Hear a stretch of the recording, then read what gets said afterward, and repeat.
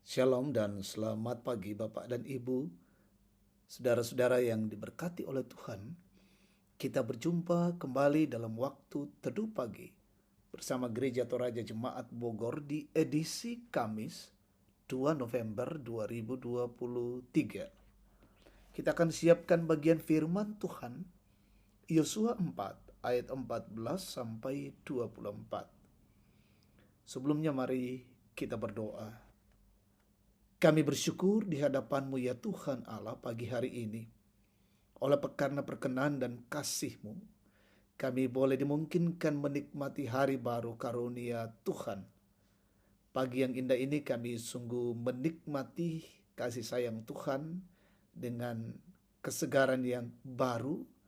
Dan karena itu pagi hari ini kami rindu mendengarkan firman Tuhan. Kami mohon diperlengkapi untuk memahami firman Tuhan. Kami dituntun oleh Roh Kudus, dan firman Tuhan ini sungguh-sungguh menjadi bahagian hidup kami. Kami boleh lakukan di tengah-tengah hidup yang Tuhan masih karuniakan ini. Berfirmanlah, ya Tuhan, kami anak-anak-Mu siap mendengarkan firman-Mu. Dalam nama Yesus kami berdoa. Amin. Yosua pasal 4 ayat 14 sampai 24. Pada waktu itulah Tuhan membesarkan nama Yosua di mata seluruh orang Israel, sehingga mereka takut kepadanya, seperti mereka takut kepada Musa seumur hidupnya. Berfirmanlah Tuhan kepada Yosua demikian, perintahkanlah para imam pengangkat tabut hukum Allah itu, supaya naik dari sungai Yordan. Maka Yosua memerintahkan kepada para imam itu demikian, keluarlah dari sungai Yordan. Ketika para imam pengangkat tabut perjanjian itu keluar dari tengah-tengah sungai Yordan, dan baru saja kaki para imam itu dijejakkan di tanah yang kering, maka berbaliklah air sungai Yordan itu ke tempatnya dan mengalir seperti dahulu dengan meluap sepanjang tepinya. Bangsa itu telah keluar dari sungai Yordan pada tanggal 10 bulan pertama, dan mereka berkemah di Gilgal di batas timur Yeriko. Kedua-belas batu yang diambil dari sungai Yordan itu ditegakkan oleh Yosua di Gilgal. Dan berkatalah ia kepada orang Israel demikian, apabila di kemudian hari anak-anakmu bertanya kepada ayahnya, apakah arti batu-batu ini?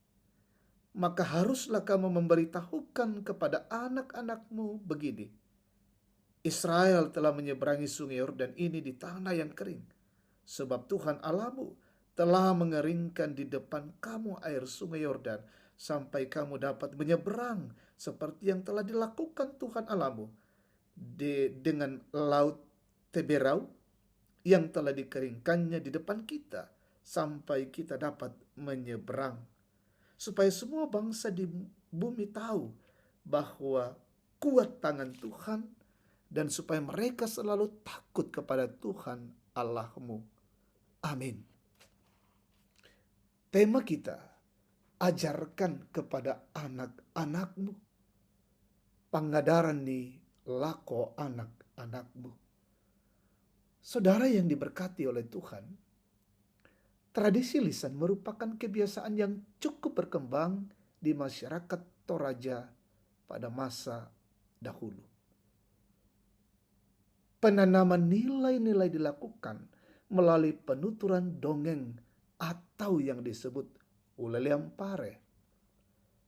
Pesan tertenun dengan sangat rapi dalam setiap cerita, sehingga sangat berkesan dan cukup menggugah hati pendengarnya. Nilai-nilai itu kemudian membentuk pola pikir dan cara pandangnya terhadap kehidupan. Saudara-saudara, Tuhan berfirman kepada Yosua dalam perikop kita, supaya para pengangkat tabut perjanjian segera naik ke darat setelah semua orang Israel menyeberang. Seketika itu juga air kembali mengalir seperti semula. Peristiwa itu dicatat dengan rapi lengkap dengan tanggalnya, yakni tanggal 10 bulan pertama. Batu yang sebelumnya dibawa dari sungai oleh perwakilan setiap suku, kemudian diambil Yosua dan menjadikannya tugu peringatan di Gilgal.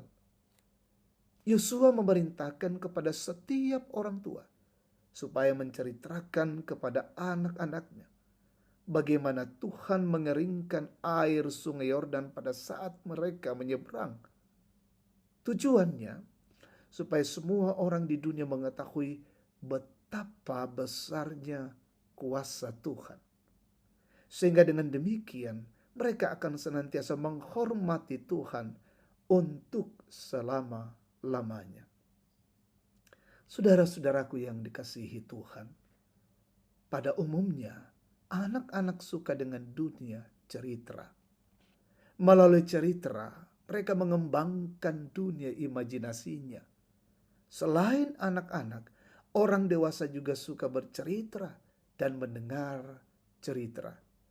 Tradisi lisan adalah sebuah kebiasaan baik yang seharusnya dibiasakan dalam keluarga. Melalui bercerita, orang tua dapat menanamkan nilai-nilai kebaikan, terutama iman Kristen dalam kehidupan anak-anaknya. Selain itu, kebiasaan bercerita kepada anak adalah kesempatan untuk mengalami kedekatan batin orang tua dengan anak. Orang tua dapat menolong anak-anak menghadapi masalahnya ketika mereka saling bercerita. Amin. Mari kita berdoa. Bapa di sorga, kami bersyukur di hadapan hadirat-Mu, menikmati kebenaran firman-Mu, menanamkan kepada kami untuk terus menceritakan bagaimana perbuatan-perbuatan Tuhan itu di masa-masa yang lalu.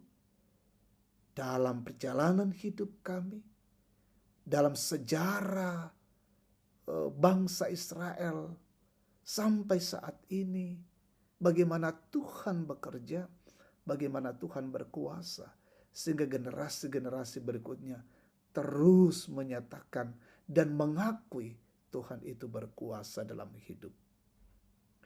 Untuk pesiarahan hidup kami hari ini, kami mohon perlindungan, kasih, dan pertolongan Tuhan dalam pekerjaan-pekerjaan kami, usaha, pelayanan, aktivitas, perjalanan-perjalanan hidup. Kiranya kami ditolong dan dituntun oleh Tuhan. Berkati pemerintah bangsa dan negara kami di negeri ini. Berkati umat Tuhan, ada yang sakit sembuhkan, yang berduka hiburkan, lalai sadarkan, yang bergumul topang.